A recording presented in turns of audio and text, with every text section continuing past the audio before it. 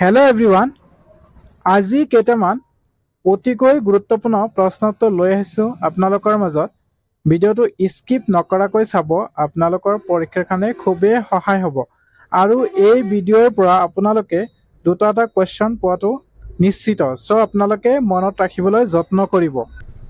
আৰু ভিডিঅ'টো যদি প্ৰথম চাই আছে আপুনি তেতিয়াহ'লে পেজটো ফ'ল' কৰি ল'ব লগতে ভিডিঅ' এটা শ্বেয়াৰ কৰিব আৰু আপোনালোক প্ৰত্যেকে ভিডিঅ'টো শ্বেয়াৰ কৰি যাব চ' আহক দেৰি নকৰি কি কুৱেশ্যন আছে আমি আলোচনা কৰোঁ ইয়াৰ পৰা এই ভিডিঅ'ৰ পৰা আপোনালোকে নিশ্চয় দুটা কুৱেশ্যন পাব চ' মনত ৰাখিব আপোনালোকে চ' আহক দেৰি নকৰি কি কুৱেশ্যন আছে আমি আলোচনা কৰোঁ প্ৰথম কুৱেশ্যন আছে অসমৰ প্ৰথম সংবাদ পত্ৰ কি আছিল আৰু সম্পাদক কোন আছিল উত্তৰ অৰুণোদয় 1846-1882 প্ৰথম সম্পাদক আছিল ডক্টৰ নাথান ব্ৰাউন আছিল মনত ৰাখিব নেক্সট আছে অসমৰ স্বদেশী লোকৰ দ্বাৰা প্ৰতিষ্ঠিত প্ৰথম সংবাদ পত্ৰ কি আছিল আৰু প্ৰথম সম্পাদক কোন আছিল উত্তৰ অসমৰ স্বদেশী লোকৰ দ্বাৰা প্ৰতিষ্ঠিত প্ৰথম সংবাদ পত্ৰ আছিল আসাম বিলাসিনী 1871-1883 প্ৰথম সম্পাদক আছিল দত্তদেৱ গোস্বামী মনত ৰাখিব দত্তদেৱ গোস্বামী আছিল অসমৰ প্ৰথম সাদিনীয়া সংবাদ পত্ৰ কি আছিল আৰু প্ৰথম সম্পাদক কোন আছিল মনত ৰাখিব অসমৰ প্ৰথম সাদিনীয়া সংবাদ পত্ৰ আছিল আসাম মিছিৰ 1872-73 প্ৰথম সম্পাদক আছিল চিদানন্দ চৌধুৰী দাস মনত ৰাখিব চিদানন্দ চৌধুৰী দাস নেক্সট আছে অসমৰ প্ৰথম দৈনিক বাতৰি কাকত কি আছিল আৰু প্ৰথম সম্পাদক কোন আছিল অসমৰ প্ৰথম দৈনিক বাতৰি কাকত কি আছিল ইম্পৰ্টেণ্ট হয় মনত ৰাখিব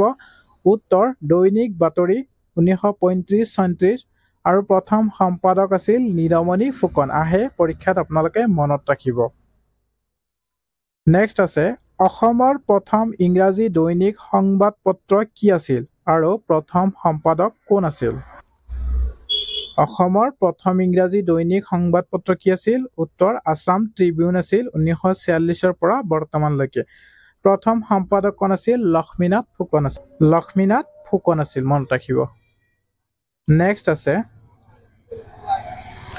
অসমৰ প্ৰথম অসমীয়া ব্যংগ আলোচনী কি আছিল আৰু প্ৰথম সম্পাদক কোন আছিল অসমৰ প্ৰথম অসমীয়া ব্যংগ আলোচনী কি আছিল আৰু প্ৰথম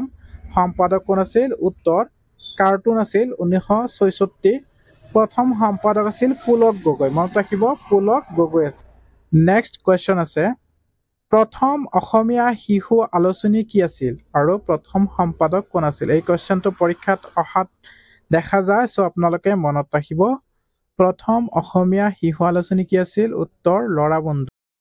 বন্ধু 1888 প্ৰথম সম্পাদক কৰুণাভিৰাম বৰুৱা আছিল মনত ৰাখিব কৰুণাভিৰাম বৰুৱা আছিল নেক্সট আছে প্ৰথম অসমীয়া মহিলা আলোচনী কি আছিল আৰু সম্পাদক কোন আছিল আহিব পাৰে মনত ৰাখিব প্ৰথম অসমীয়া মহিলা আলোচনী কি আছিল আৰু সম্পাদক কোন আছিল উত্তৰ ঘৰ জেউতি 1927 সম্পাদক কমলা কাকতি আৰু কনকলতা চলিহা আছিল মনত ৰাখিব কমলা কাকতি কনকলতা চলিহা নেক্সট আছে অসমৰ প্ৰথম শিক্ষানুষ্ঠানৰ পত্ৰিকা কি আছিল আৰু প্ৰথম সম্পাদক কোন আছিল সুধিব পাৰে মনত ৰাখিব অসমৰ প্ৰথম শিক্ষানুষ্ঠানৰ পত্ৰিকা কি আছিল আৰু প্ৰথম সম্পাদক কোন আছিল উত্তৰ প্ৰভাত আছিল যোৰহাট নৰ্মাল স্কুলৰ মুখপত্ৰ 1915 সম্পাদক আছিল শৰৎচন্দ্ৰ গোস্বামী মনত ৰাখিব সম্পাদক শৰৎচন্দ্ৰ গোস্বামী আছিল আহিব পাৰে মনত ৰাখিব নেক্সট আছে অসমৰ বৰ্তমানলৈকে একেৰাহে প্ৰকাশ হৈ থকা আটাইতকৈ পুৰণি সাদিনীয়া বাতৰি কাকতখনৰ নাম কি আৰু প্ৰথম সম্পাদক কোন আছিল অসমৰ বৰ্তমানলৈকে একেৰাহে প্ৰকাশ হৈ থকা আটাইতকৈ পুৰণি সাদিনীয়া বাতৰি কাকতখনৰ নাম আছিল জনমভূমি 1947 প্ৰথম সম্পাদক দুলাল চন্দ্ৰ ভুৱা আছিল মনত ৰাখিব জনমভূমি আছিল নেক্সট আছে ৰাজনীতিক ঘোষিত উদ্দেশ্য হিচাপে প্ৰকাশিত অসমৰ প্ৰথম বাতৰি কাকতখনৰ নাম কি আৰু প্ৰথম সম্পাদক কোন আছিল উত্তৰ ৰাজনীতিক ঘোষিত উদ্দেশ্য হিচাপে প্ৰকাশিত অসমৰ প্ৰথম বাতৰি কাকতখনৰ নাম আছিল এডভোকেট অফ আছাম মনত ৰাখিব আহিব পাৰে কুৱেশ্যনটো বহুত ইম্পৰ্টেণ্ট হয় 1903 1910 সম্পাদক আছিল মথুৰা মোহন বৰুৱা আছিল আহিব পাৰে মনত ৰাখিব কোৱেশ্চনটো নেক্সট আছে অসমৰ প্ৰথম 10 দিনীয়া বাতৰি কাকতখনৰ নাম কি আৰু প্ৰথম সম্পাদক কোন আছিল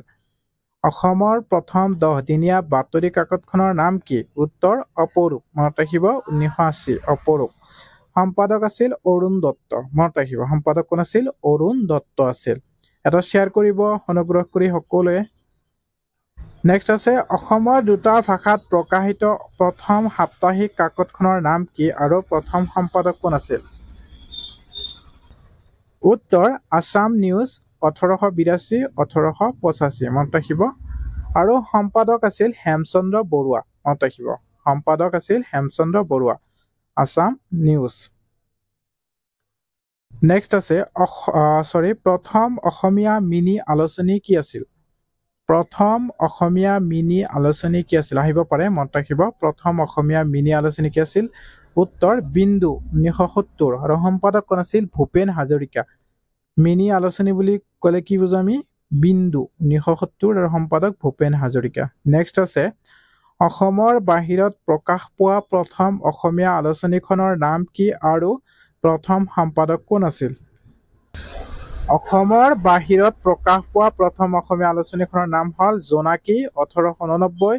প্ৰথম সম্পাদক আছিল চন্দ্ৰকুমাৰ আগৰৱালা পৰীক্ষাত দিয়া দেখা যায় কোৱেশ্চনটো সো মনত ৰাখিব আপোনালোকে প্ৰায় দিয়া দেখা যায় সো মনত ৰাখিব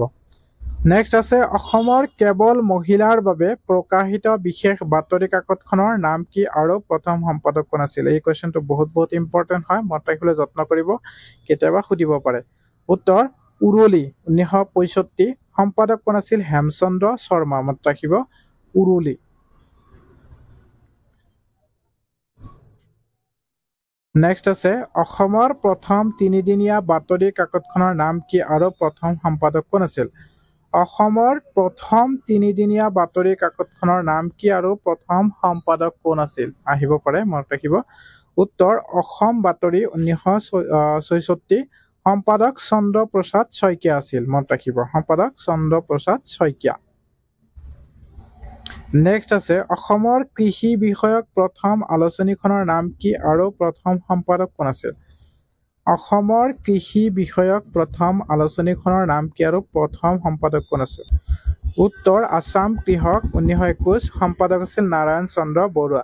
প্ৰত্যেক কোৱেশ্চনে ইম্পৰ্টেন্ট হয় আপোনালোকে মনত ৰাখিব আৰু ভিডিওটো দুবাৰ নহয় তিনিবাৰকৈ চাব আপোনালোকে যাতে মনত থাকে নেক্সট কি আছে অসমৰ প্ৰথম অসমীয়া সাতদিনীয়া আলোচনীখনৰ নাম কি আৰু প্ৰথম সম্পাদক কোন আছিল অসমৰ প্ৰথম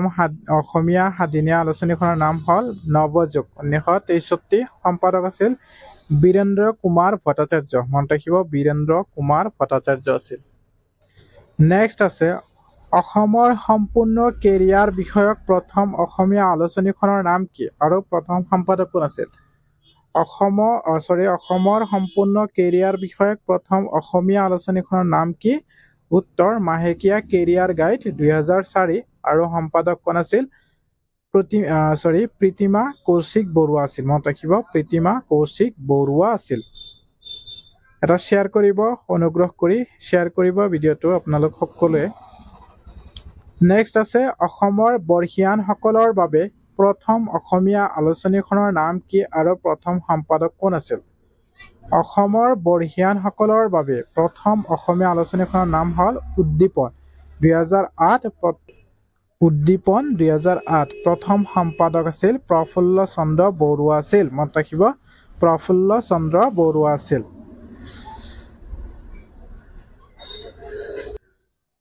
সো ভিডিওটো চাই কেনেকুৱা লাগিল জনাব যদি ভাল লাগে নিশ্চয় আপোনালোকে সকলোৱে শ্বেয়াৰ কৰি যাব